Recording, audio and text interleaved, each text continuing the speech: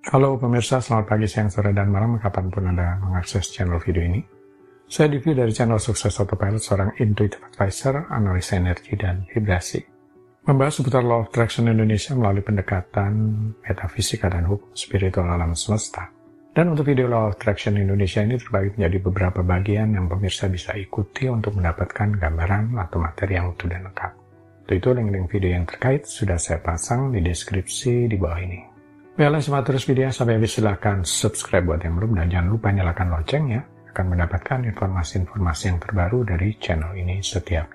Pemirsa, kali ini kita akan membahas konsisten mendekatkan uang karena ini akan. Alasan paling sering orang gagal memberdayakan pikiran mereka adalah karena terpengaruh kondisi luar mereka. Bekerja dengan hukum tarik-menarik membutuhkan disiplin batin. Karena berpegang pada hukum seperti di dalam, begitulah di luar. Tetap berpegang teguh agar realitas batin, realitas medan energi diri, agar kemudian kondisi luar menyesuaikan. Ya, alam semesta bekerja dengan kecepatannya sendiri.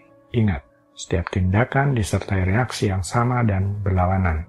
Kondisi lingkungan lainnya harus benar agar suatu peristiwa terjadi sebagaimana mestinya.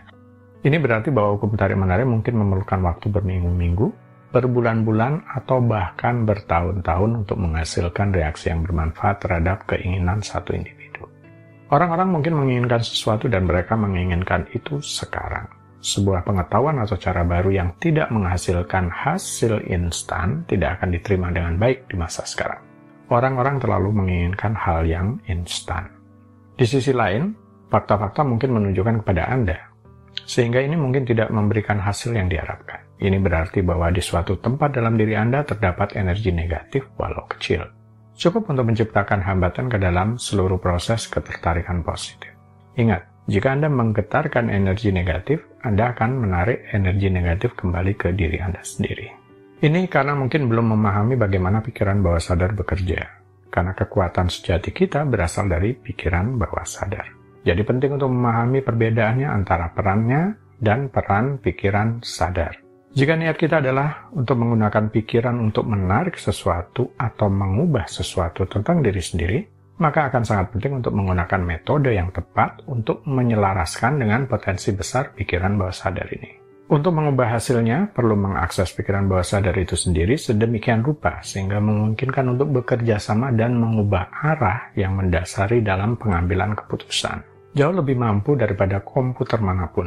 Pikiran bawah sadar menyimpan semuanya, peristiwa, kejadian, emosi, dan keadaan. Pemrograman bawah sadar juga terjadi sangat awal, di mana sebagian besar pemrograman terjadi antara kelahiran dan 7 tahun. Bahkan pemrograman pikiran bawah sadar bisa berlangsung hingga usia 16 tahun. Anak usia 0 sampai 7 tahun lebih banyak belajar sesuatu pada tingkat bawah sadar daripada yang mereka lakukan pada tingkat sadar. Semua data itu adalah disimpan dan tersedia untuk diingat saat kita mengarahkan keadaan hidup kita. Bagian pikiran inilah mengandung semua alasan mengapa Anda melakukan ini atau itu, dan kenapa Anda mempercayai atau meyakini sesuatu dan seterusnya. Tampaknya, jika Anda tidak dapat mengubah pola pikir atau membuat perubahan yang diinginkan dalam hidup, maka kuncinya akan dipegang oleh pikiran bawah sadar Anda. Pikiran bawah sadar ini tidak bekerja menggunakan logika. Diibaratkan sebagai perekam video, itu tidak menilai atau menganalisis. Itu hanya merekam seperti yang dilihat dan didengarnya. Itu juga tidak membuat perbedaan antara benar dan salah, atau baik dan buruk. Yang tidak disadari banyak orang tentang pikiran bawah sadar adalah kompleksitas dan potensinya yang luas. Ini terbuka untuk segala hal dan terus bekerja, menyerap informasi di latar belakang, walaupun kita tidak memperhatikan. Pikiran bawah sadar ibarat penjaga gerbang, menggunakan data yang disimpan dari peristiwa yang dialami, mengatur panca indera, otot tak sadar, emosi, dan intuisi. Dan juga bertanggung jawab dalam komunikasi dengan bagian diri yang lebih tinggi atau sukma. Kapasitasnya hampir tidak terbatas. Seringkali kita akan beralih ke reaksi otomatis murni berdasarkan naluri bawah sadar. Pikiran bawah sadar tidak punya pilihan selain menjalankan program default, kecuali dia diberitahu sebaliknya. Menciptakan hidup dengan cara yang disengaja, tantangannya adalah membuat kesan penuh pada pikiran bawah sadar tentang keinginan mereka. Mereka harus menguraikan fakta-fakta yang tidak bermanfaat dan kemudian menggantinya dengan yang baru untuk mencapai hasil yang diinginkan. Pikiran bawah sadar berperan membangun kebenaran dan melakukannya dengan cara yang kontinu dan otomatis. Dan selama proses itu, pikiran bawah sadar bisa ikut campur membuat kita melihat sesuatu secara berbeda. Misalnya, orang yang takut ular bisa berpikir bahwa tongkat kayu adalah ular. Bahkan untuk beberapa detik sebelum dia menyadari itu, hanya sekedar tongkat kayu. Bahkan untuk beberapa detik sebelum dia menyadarinya, itu hanya sekedar tongkat kayu. Dalam kasus di mana memeriksa apakah objek benar-benar ada atau tidak mungkin, orang tersebut mungkin hidup dengan salah persepsi realitas sepanjang hidup. Yang terpenting di sini, pikiran bawah sadar akan terus-menerus berkomunikasi dengan semesta berdasarkan emosi batin yang terprogram di dalam kita. Ia bekerja siang dan malam karena ini akan membuat perilaku Anda sesuai dengan pola yang konsisten dengan emosi dan pikiran itu sebagai magnet yang mendekatkan sesuatu. Uang misalnya, atau orang-orang dan kejadian. Berdasarkan pemrograman, dikombinasikan dengan hukum universal getaran yang menyatakan bahwa kita seperti garpu tala yang secara konsisten mengirimkan sinyal keluar. Orang, peristiwa, dan keadaan tertarik pada hidup kita tanpa melibatkan pikiran sadar.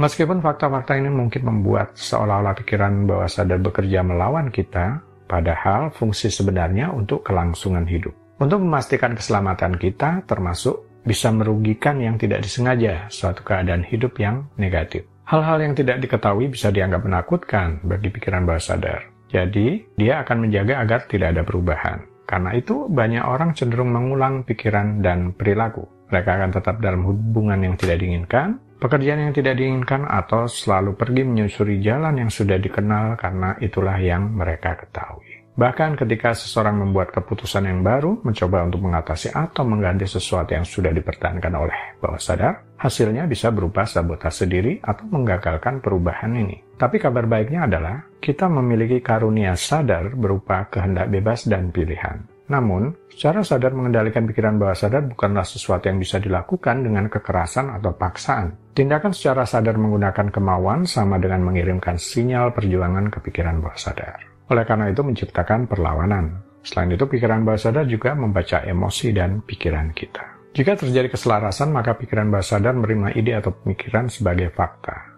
Sebagai suatu kebenaran, apakah itu positif atau negatif, pikiran bawah sadar tidak tahu bedanya. Yang paling penting adalah, pikiran itu, gambaran mental, dan emosi harus selaras. Karena ini akan mengatur pikiran bawah sadar untuk bertindak dalam mewujudkan ide-ide kita. Baiklah pemirsa, itu bagian ke-259 dari video Law of Attraction Indonesia. Sampai di sini dulu ya. Sampai bertemu di bagian berikutnya. Silakan subscribe buat yang belum dan jangan lupa nyalakan loncengnya agar mendapatkan informasi-informasi yang terbaru dari channel ini setiap minggunya. Sampai jumpa.